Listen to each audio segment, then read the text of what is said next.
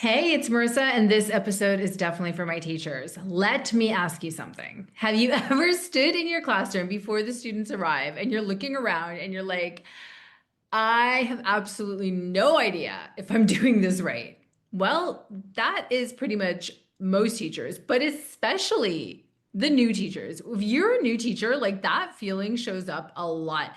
Suddenly, you are wearing all of these hats. You're managing behavior, you're a counselor, you're a nurse, you're a psychologist. You're doing all the things all the time, answering emails while attending meetings, while balancing 12 things on your head. And somehow you have to have the energy to still go home and make dinner. So if you are like all of us were when we started teaching and you feel like you're juggling flaming torches, the truth is you're not alone.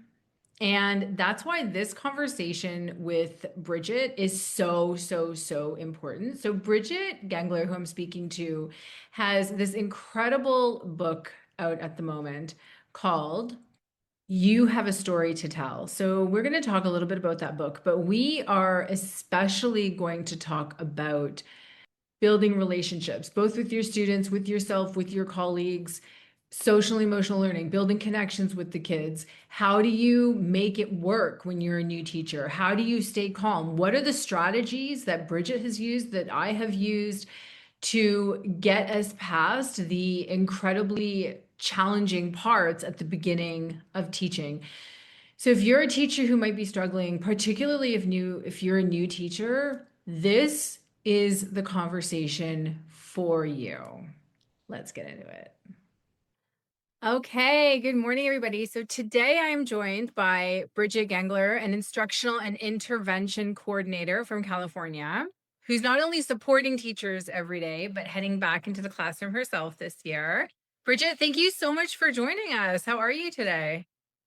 I'm doing great, Marissa. Thanks so much for having me. Amazing.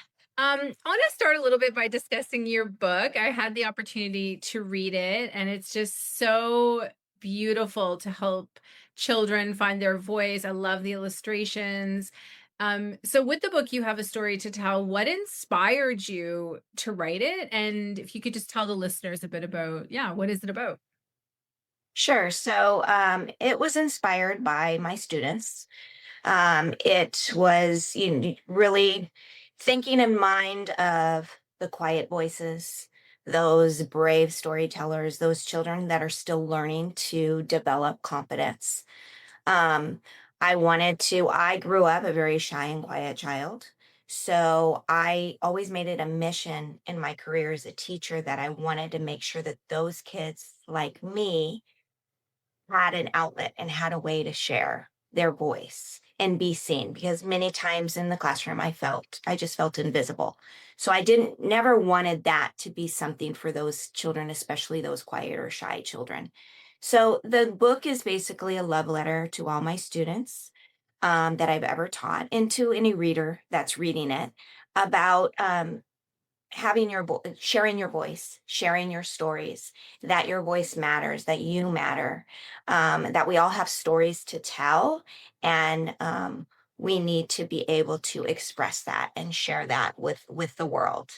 um, it's also written for teachers. I began at the very beginning of the opening cover. There's a letter to teachers, just thanking them for honoring their students and honoring their voices, as well as there's a whole bunch of different ideas that things teachers can do within the classroom after they read the book. Things that I've incorporated throughout my career to help instill that confidence in kids to be able to tell their stories. I So really that's love what you say about helping children be seen that are feeling invisible, because I think, especially today, where teachers are so overwhelmed with a lot of behavioral issues in the classroom, those children that are not in any like having meltdowns or difficulties in class are kind of getting lost, right? Because as the teacher, you focus so heavily on the children that are acting out. You don't intentionally miss those kids, but they do kind of get pushed to the back because you don't have a choice. Right. Yes, and they can easily be forgotten. So it's a really, you have to, as an educator, you have to be intentional with that and really make sure that you're still seeing them and honoring them and that they feel seen. Yeah, no, definitely. So I know like you have worked with the position that you've had the last couple of years, like you've worked closely with teachers and now you're heading back into the classroom. So with regards to new teachers and, us being, veteran teachers, what do you think new teachers are struggling with the most right now? And what advice would you give to a new teacher who's finding it more challenging than they had expected? Well, I think one of the things that is a struggle, and I believe it's a struggle, it's been a struggle, it's always a struggle for new teachers, is really classroom management. It's like, how do we manage the whole classroom with a group full of, here in California, we have, K through third is 30 students, and fourth through fifth has 35. So it's that managing that, how to be able to create those expectations where the students are going to flourish and learn and thrive. So that classroom management piece it seems to always be a struggle. And I think that that just comes with experience, Yeah. with just learning, getting in there, getting into the trenches and learning how to, there's a lot of trial and error with that. What works best for you? And sometimes what worked best one year doesn't always work the Yeah. next year. And finding those different strategies of things that you can implement for different groups of kids. But I think the biggest challenge is just that overwhelm. This job is a big juggling act. We have so many hats that we wear. Not only do we instruct, but we have to be the disciplinarian. Sometimes we've got to be the parent. We got to be the nurse. We have to be the counselor. The There are counselor. all these Yeah. different roles that we have to play that can be overwhelming, especially for a new teacher. And also just there's a lot of demands. So not only, are we expected to instruct, but then there might be within your district, there might be other demands that are given.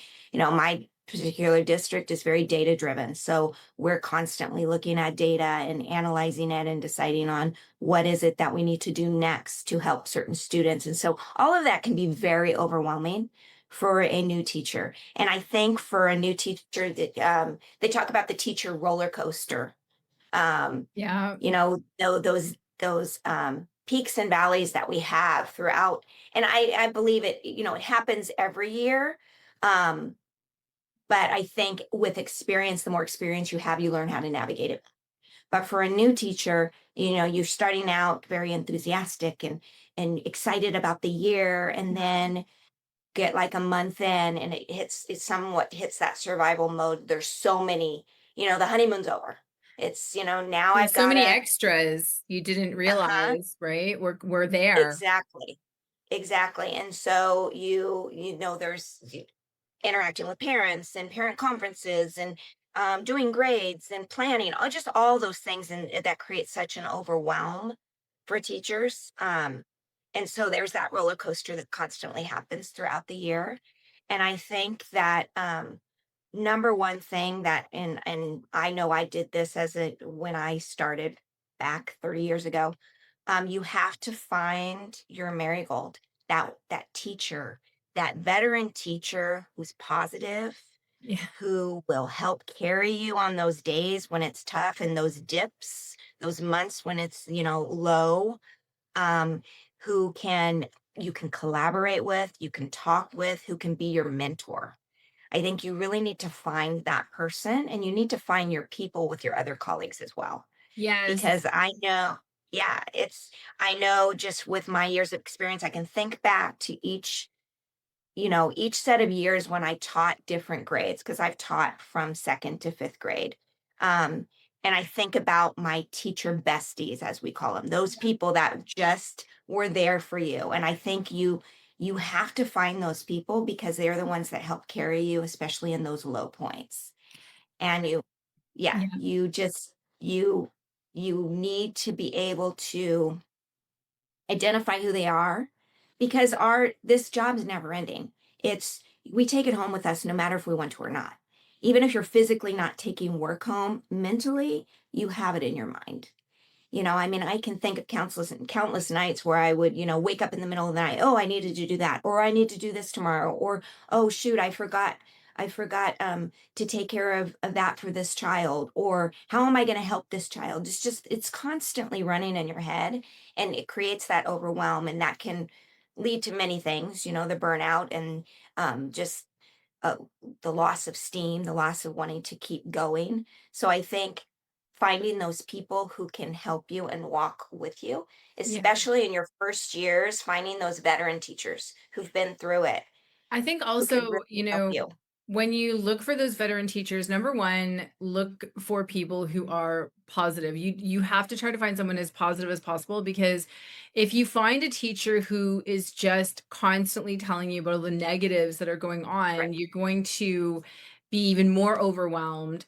And sometimes those teachers are not necessarily even at your school. There are teachers online, there are Facebook groups, there's Instagram, you know, find the posts that talk about what do you like about being a teacher, right? Actually seek those posts out, like positive posts about teaching, because you need to motivate yourself to, how do you deal when you wake up in the middle of the night? What do you say to yourself? I mean, I got to the point that it was just like, oh, that's not right now's problem. And I would just put it to the Yeah. side, right? But it took me a little bit of time to figure that out. And it helped when people could tell me this is what I do.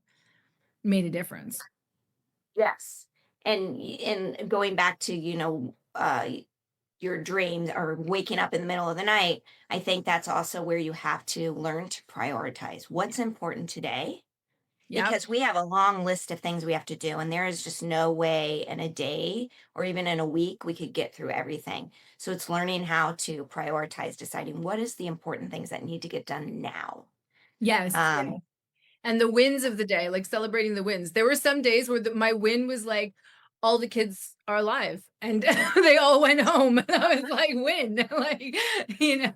And right, and it's I think okay, right? It's just getting through. You have to kind of, it's such a life thing, being able to get through and really celebrate the positive things that did happen that day and not be so hard on yourself, because your list is never ending. Whatever you got done, it's okay.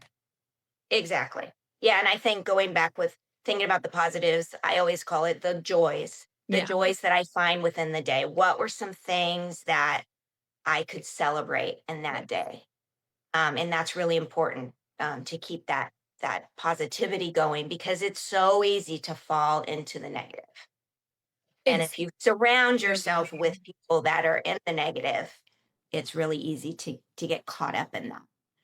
And I think also taking time for yourself is really important. We have to remember that we need to prioritize ourselves. And, if we have a family, we need to remember, they need us when we get home. And so, and your friends, it's just taking time to, and just, doing things for yourself is just as important. And I know I've learned throughout the years that I choose 1 or 2 days where I will stay late, where Mm, I'm prepping and planning, and I get as much done as I can for the next days or the next week, but I don't do it every day, because if I do it every day, I'm just going to be burnt out by the end of the week and have no energy at all to do whatever, I want to do during the weekend or spend time with the important people in my life. So I try to decide, okay, this is the day I'm going to stay late and get things done. I think you have to really create that for yourself, and finding those people as well, as finding those teachers to collaborate with, bounce ideas off of. yeah. If you're working with, within your grade level, find the teachers where you can plan together, where you can kind of divide up. I'm going to Yes. plan this. I'm going to plan the ELA. You can plan the math, and we'll come together. It's just so you're not doing everything, because there's so much that we have to plan. Yeah. So it's really, collaborating with others as well, No, because the 100. overwhelm. Yeah. And finding those people, like, really, like, surrounding yourself with as many people as you can who make you laugh, who, you know, put you in a space where it's like, don't take it all so seriously, right? Because in the end, it's you are the one that matters. You are the one that matters, and you have to look after yourself. I know it's sometimes harder said than done, but it is the most important. You are the most important person, and it's every day you have to, like you said, look for those joys, look for those moments that actually worked out, and you know, don't be so hard on yourself. It's okay. So I think, yeah, I think looking at, I know we've talked also about, like, with connection, moving into just like social and emotional learning with the kids. um I know you and I have both talked about, like, just connecting with the kids. And what are your top strategies, particularly if a teacher, might have a challenging class and they find it quite tricky?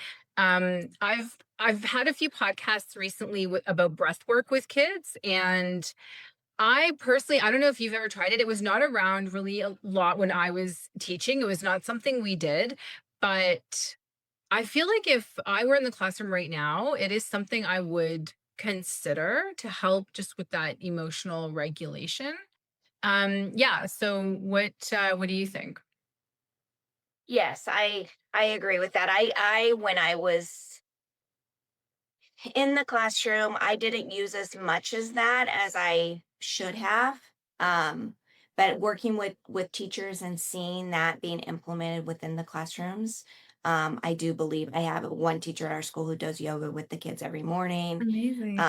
and other teachers that do those breathing exercises. And I do feel it's very, very important.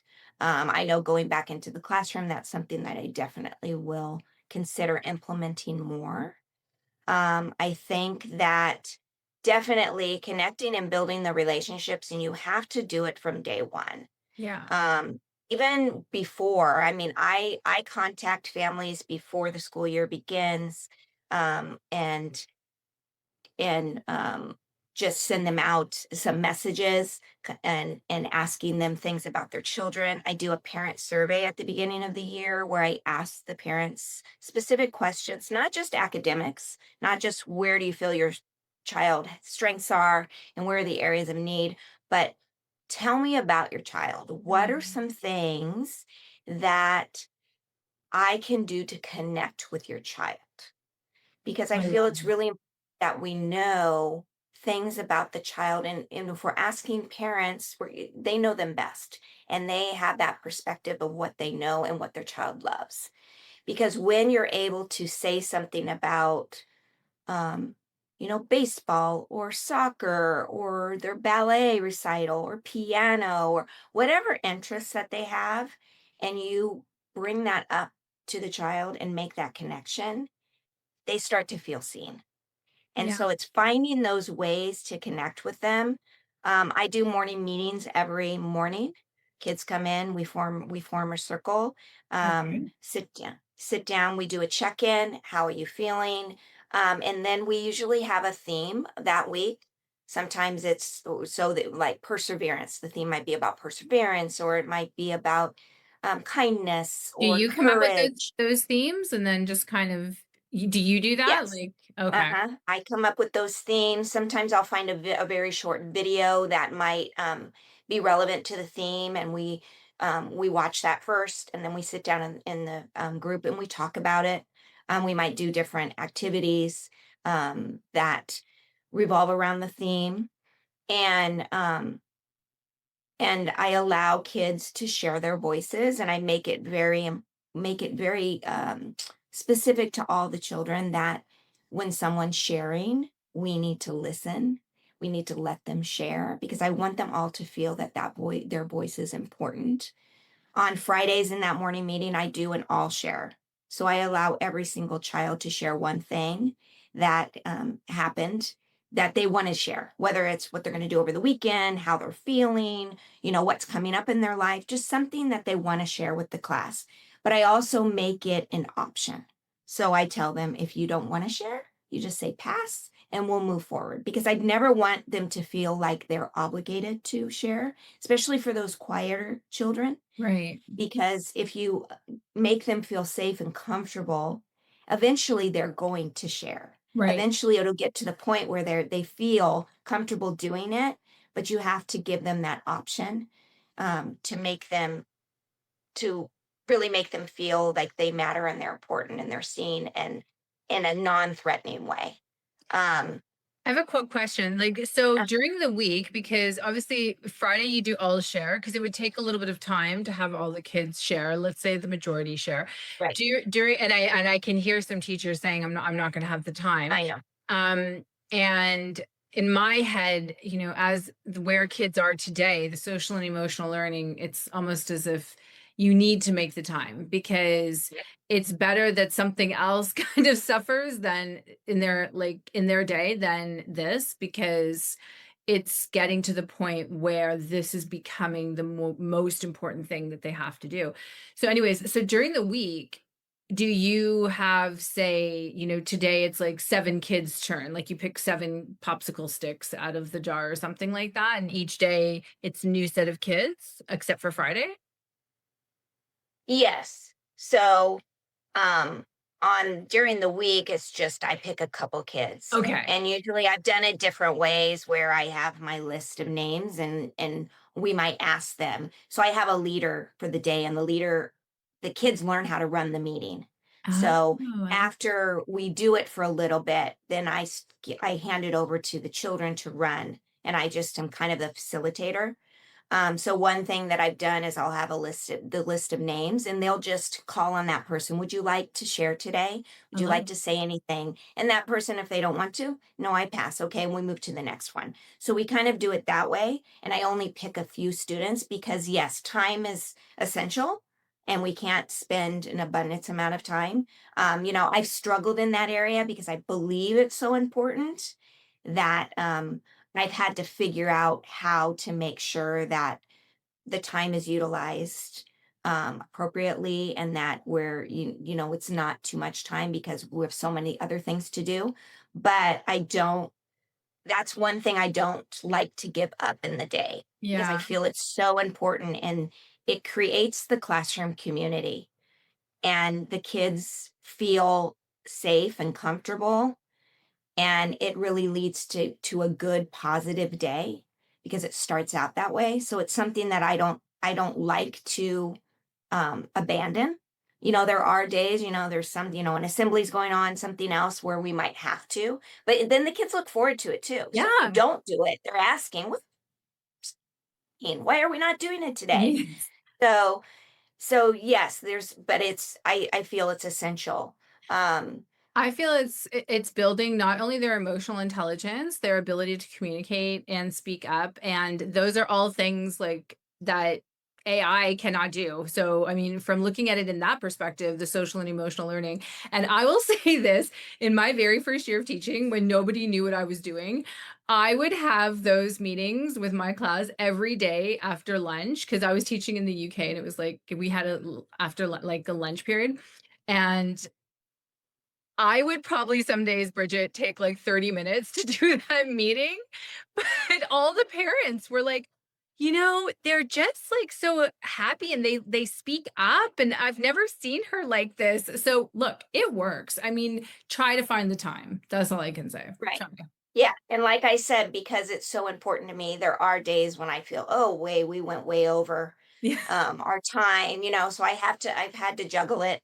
My last time when I was in the classroom before, I actually had a co-teacher. There was two teachers in the room, and um we had to figure out, and she was sometimes my timekeeper. It's like, okay, we got to keep it on schedule, because it was very easy to get drawn into it because the Yeah. kids were enjoying it as well.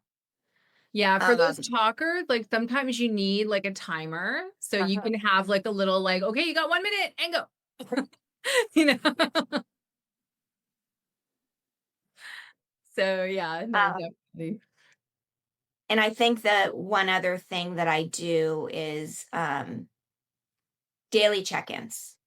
So Okay. picking a couple minutes to just do like a 2-minute check in. And it could be being intentional with what you're talking to them about, especially for the challenging kids. If you meet with them a couple times a week and just kind of check in on them, connect with them, find something again that being very intentional, finding something again that you can make that connection where they feel like you really see them. Um, it makes a world of difference. So Wow. I try to do that as well, especially with those kids that, because with the challenging kids you really have to learn how to build that relationship. Absolutely, Otherwise, absolutely. And you have to learn, I think, not to take their behavior personally. I, right, that's a really big one because it's easy to, if they say something negative, that to take it personally. And you have to remember they're just acting based on their external circumstances. And often it has literally nothing to do with you. It's something that happened at home or something to that effect. right. There's always an underlying issue, Yeah. and it's trying to figure out what that is. Yes. Yeah, no, 100%. So I know we've touched on this a little bit, but what would your advice be to a new teacher who's struggling with a toxic work environment? So you know how sometimes you can actually go to a school, the environment is quite toxic, and then you will move to another school. Because sometimes I've said the only advice I can give you is look for another school if the environment is really that bad. Have you ever experienced something like that? Or, I mean, personally, I've always had the teacher besties in there to like work through things with. I've never had a school that's been completely toxic. But if I did, like, my advice would be you need to find a new school if it's really that bad. Would you agree with that or would you give different advice? No, I agree with that. I think there's levels, I think, of toxicity, where it could be just that negative, low morale. But Hmm. then there could be other issues. And if there's something that's going to be damaging or hurtful, then I would say yes, you need to seek help. You need to find a new place because that's definitely not the place for you. But I've never experienced that where I've been at a school where I've had a lot of um, toxic behavior. Hmm. I think at every school you're always going to encounter negativity, Yeah. and I think that's where you need to find your people and find those people who are positive, who you can run across the hall to. I just think about colleagues that I've had through the years where we would be both teaching the same lesson and I run across the hall. How's it going? Did that work? Oh, that didn't work. We need to figure this out. We need to change this. It's just and that person you can go to before school starts, Yeah. recess time, lunchtime, after school. Um, so that you just need to surround yourself the best you can with the positive people, with those people that are going to help, carry you through that. Because, like I said before, it's so easy to get drawn into the negative. And then that's when you're in that, especially that part of the year when you're in that dip, Yes. it's hard to get out of. And I think when you're a new teacher, like, and something doesn't seem right or something, like, ask people, this is what's happened. Like, don't be scared to find the right person. If you actually feel like you can't trust anybody at school, like, go on to Facebook as an anonymous person on a teacher group and be like, this is what's happening. Is what advice do you have for me? Right? Because then you can post anonymously if you don't feel like you can trust someone at school, which hopefully you can. But if, as a new teacher, sometimes either we get taken advantage of or we just don't know. And we don't think to ask, like, is this normal? Or what can I do in this situation? This is overwhelming me. What advice do you have? So that's why I say go and find like teacher groups, and post anonymously, it's fine, and get advice from 13,000 other teachers that are on that group. That's also what I never had when I started teaching and would have definitely benefited from. So that's also a piece of advice I have for new teachers. Yeah, definitely. I think that um because as a new teacher you don't know.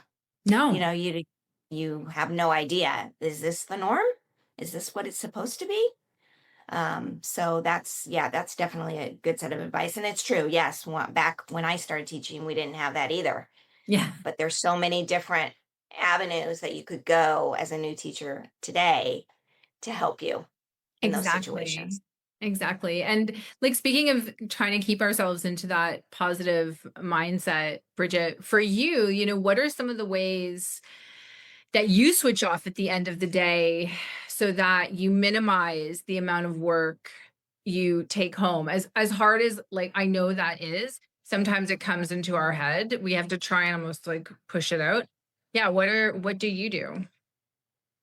Well, I'm a writer, so I do a lot of writing. Nice. Um, I write for, different audiences, not just children, but I done teacher blogs, and I write for women. So I spend a lot of my time doing that. Um, and journaling. I will journal. I do. I don't know if you've ever heard of it. They're called morning pages, I have and heard of that and actually. yeah, and it's like it's basically a brain dump. You Yes. just write pages and everything that's going on. You just in your mind, you just write it. It helps to spark creativity. So Yeah. I do that every day, um, and sometimes I do it at the end of the day when I come home from work. It's a way to relax. I do have a gratitude journal as well. Same. Gratitude is important to me. So I really need to make sure that I think about what are things that I'm grateful for. What has happened in the day? Were those joys? And I jot those down. That kind of helps me keep that positivity and that joy in my life. Um, I love to sit outside, during we're in spring right now, during spring and summer. I love to sit out in my backyard, play with my dog. Um, Sometimes just sit in silence, and just take in the surrounding. That is, what's around me, the birds and everything around. That just helps me to relax. I make time for my friends, make sure that we get together, Yeah. whether it's going for a walk or whether it's, let's meet up for coffee or for dinner or let's go shopping after work. Things like that, just scheduling that.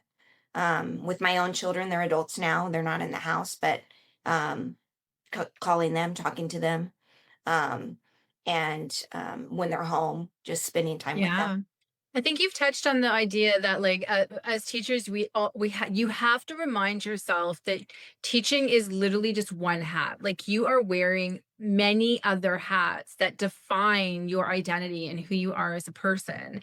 And when you come home, you have to try as hard as you can to embrace who you are outside of teaching, right? And love those moments that you're creating.